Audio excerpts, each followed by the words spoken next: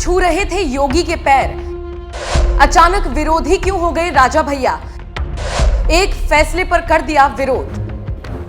सरकार पुनर्विचार करे, प्रवर समिति को भेजे और जो लोग जहां बसे हैं उनको किसी भी हालत में वहां से बेघर न किया जाए। अभी कुछ वक्त पहले की तो बात है जब यूपी विधानसभा में सबके सामने कुंडा से विधायक राजा भैया उत्तर प्रदेश के मुख्यमंत्री योगी आदित्यनाथ के पैर छूते हुए नजर आए थे।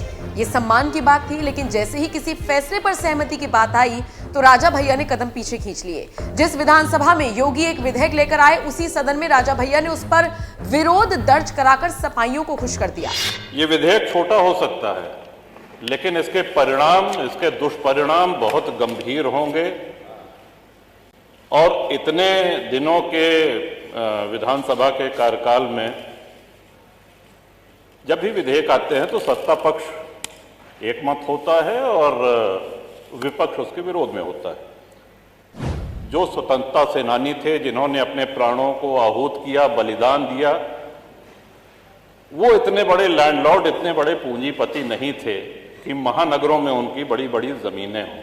और ये प्रकरण सिर्फ प्रयाग अकेले तक ही सीमित नहीं है। इसमें काशी है, इसमें अयोध्या है, इसमें मेरठ है, इसमें गाजीपुर है, गोंडा है, कहाँ नहीं है, कानपुर है, सीतापुर है। अब देखिए, सभी माननीय सदस्य खुद कर रहे हैं। दरअसल यूपी विधानसभा में योगी आदित्यनाथ भयंकर दहाड़े, मैं यहां नौकरी नहीं करने आया हूं से लेकर अयोध्या के शैतान मोईद अली तक। लेकिन इस दहाड़ के बावजूद योगी अपने एक फैसले को पास नहीं करा पाए और उसे वापस लेना पड़ा। हालांकि अब उसके पीछे सरकार की ही स्ट्रैटेजी थी या फिर मजबूरी, ये तो बीजेपी ही जाने। लेकिन नजूल विधेयक पर बात क्यों और कहां बिगड़ी, इसे लेकर फिलहाल तरह तरह की बातें हो रही हैं। सबसे ज्यादा हैरानी राजा भैया के बयान को लेकर है, जिसमें उन्होंने सीधे सीधे योगी के फैसले का विरोध कर उनसे पंगा ले लिया। वो भी तब जब योगी और राजा भैया एक दूसरे के काफी करीबी बताए जाते हैं। योगी के विरोध में ये बयान देकर हालांकि राजा भैया ने उनका काम आसान ही किया। दरअसल कहा जा रहा है कि ये फैसला सरकार ने इतनी जल्दबाजी में लिया कि वो खुद इसे वापस लेना चाह रही थी, लेकिन ले कैसे, ये पेच फंस गया, जिसे आसान बना दिया यूपी बीजेपी अध्यक्ष भूपेंद्र चौधरी ने और राजा भैया समेत तमाम नेताओं ने। राजा भैया ने क्या कुछ कहा था, उनका बयान आपको आगे सुनवाएंगे, बताएंगे कैसे राजा भैया ने विरोध कर योगी से सीधे सीधे पंगा ले लिया। लेकिन कुछ योगी विरोधियों को राजा भैया के इस बयान में बहुत मजा आया। हालांकि कहा जा रहा है कि राजा भैया और योगी के बीच इस मतभेद का कोई खास असर नहीं होगा, क्योंकि बीजेपी खुद इस फैसले को वापस लेना चाह रही थी। बहरहाल आप इस खबर को किस तरह से देखते हैं, कमेंट करके जरूर बताइएगा। जाते जाते सुनिए राजा भैया का बयान। ये विधेयक छोटा हो सकता है, लेकिन इसके परिणाम, इसके दुष्परिणाम बहुत गंभीर होंगे और इतने दिनों के विधानसभा के कार्यकाल में जब भी विधेयक आते हैं तो सत्ता पक्ष एकमत होता है और विपक्ष उसके विरोध में होता है।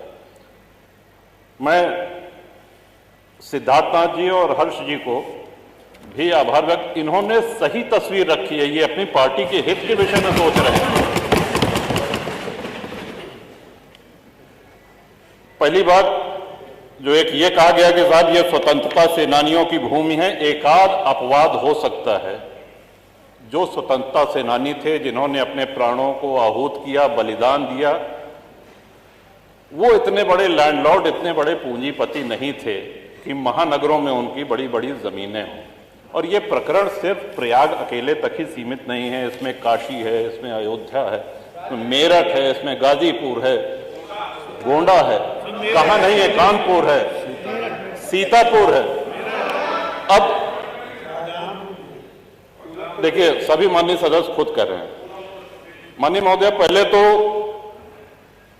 बोनाफाइड एक शब्द जो इसमें कहा गया कि जिसने लीज की किसी भी शर्त का उल्लंघन न किया हो, उनको छांट करके ये उनको चॉइस दी गई कि आप चाहें तो ये किस्त जमा करके और अपना फ्री होल्ड करा लीजिए। ये लगभग, अगर हमको स्मरण आ रहा है तो 2002-2003 से ये होना शुरू हुआ। लोगों ने अपनी किस्त जमा कर दी, एक किस्त दी, 2 किस्त दी, 3 किस्त। अब उसके बाद सरकार ने कहा कि हम अब आपकी किस्त नहीं लेंगे। देखिए, सरकारें कंटिन्यूटी में, जैसा सिद्धार्थनाथ जी ने कहा, जो निर्णय हो गया है, सरकारें आएंगी जाएंगी, बदलेंगी।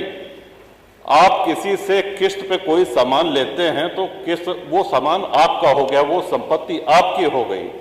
अब आप ये नहीं कह सकते कि नहीं, वो जो 15 साल पहले या 20 साल पहले या 25 साल पहले जो तुमने किस्त दी थी, ये पकड़ो अपनी किस्त और भूल जाओ इसको।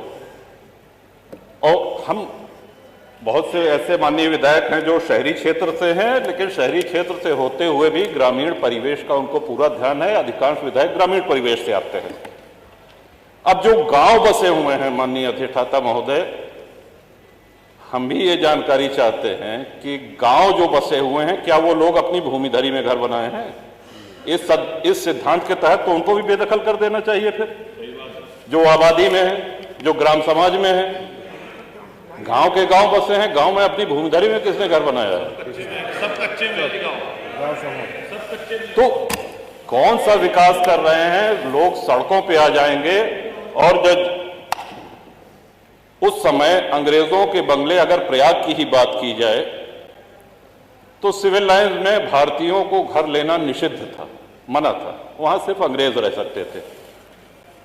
अपनी सेवा के लिए उन्होंने गाड़ीवान, कोचवान, बग्घी चलाने वाले, धोबी, माली, खानसामा, इन लोगों को वहां पे स्थापित किया, जो पुष्ट दर पुष्ट वहां पे चले आ रहे हैं। सागर पेशा एक बहुत बड़ा आंदोलन है प्रयागराज का।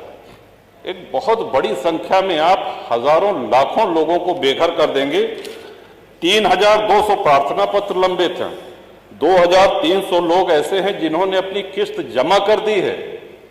और हमारी जानकारी तो ये भी है कि हाईकोर्ट इलाहाबाद भी नजूल की भूमि पे है।